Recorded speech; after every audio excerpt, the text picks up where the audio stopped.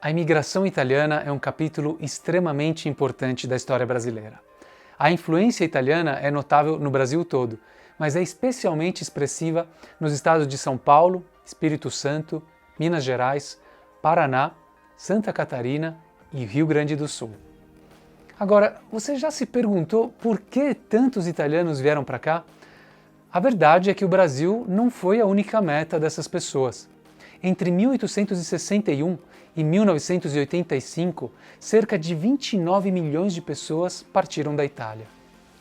Dessas, pouco mais de 10 milhões retornaram, enquanto que cerca de 19 milhões se estabeleceram definitivamente no exterior.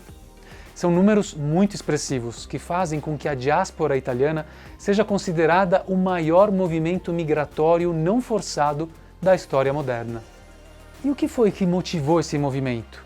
O que levou todas essas pessoas a abandonarem sua terra natal e suas famílias em uma época em que viajar para outro continente e mudar completamente de vida era uma escolha muito mais drástica e complexa do que é hoje? O principal motivo foi a fome. Foi a necessidade de fugir da miséria.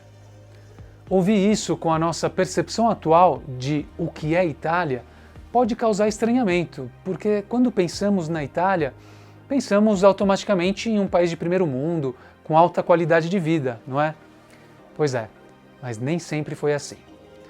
Para entendermos melhor essa condição de pobreza, é necessário compreendermos um fato histórico importante. A Itália, como um Estado unitário, é extremamente recente.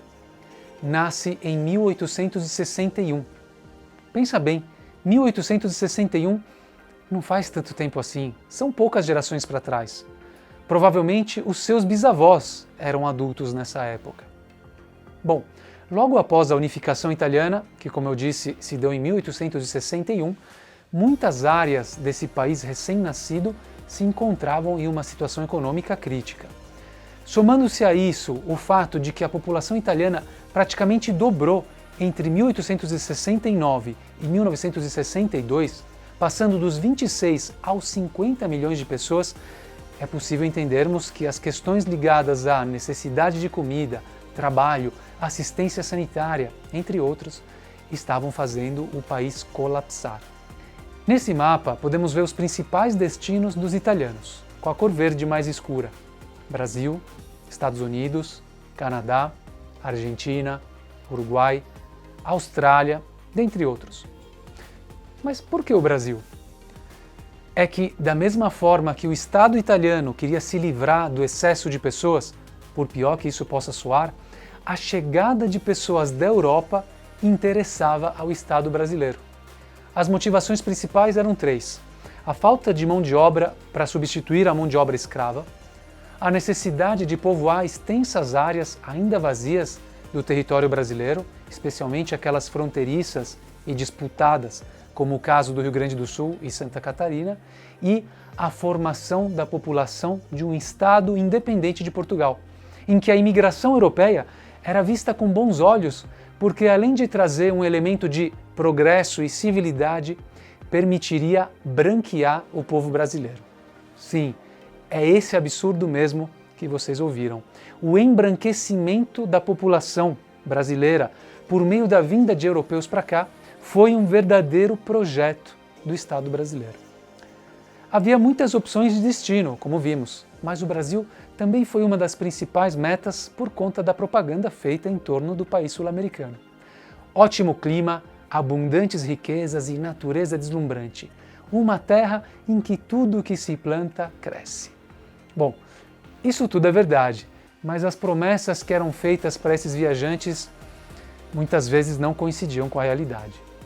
Primeiramente, a imigração italiana logo virou uma oportunidade de negócio para muitas pessoas mal intencionadas que pretendiam apenas explorar as pessoas. A espera nos portos de embarque durava dias ou até mesmo semanas, porque dessa forma mais lucro era gerado, tanto pelo comércio nos arredores dos portos, onde se praticavam preços abusivos aos quais os viajantes tinham que se submeter, quanto pelas companhias de navegação, que postergavam as datas de partida para reunir mais pessoas em um mesmo navio. Você com certeza já viu muitas imagens como essa, não é mesmo? Com navios abarrotados de italianos. Além do número excessivo de passageiros, os navios também transportavam animais, o que aumentava muito os riscos de doenças e epidemias, como malária, sarampo e cólera.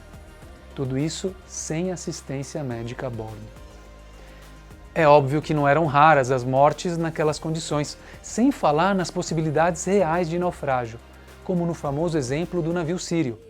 Foram aproximadamente 500 pessoas mortas, mas um número exato nunca foi estabelecido devido aos numerosos viajantes clandestinos, dos quais não se havia registro.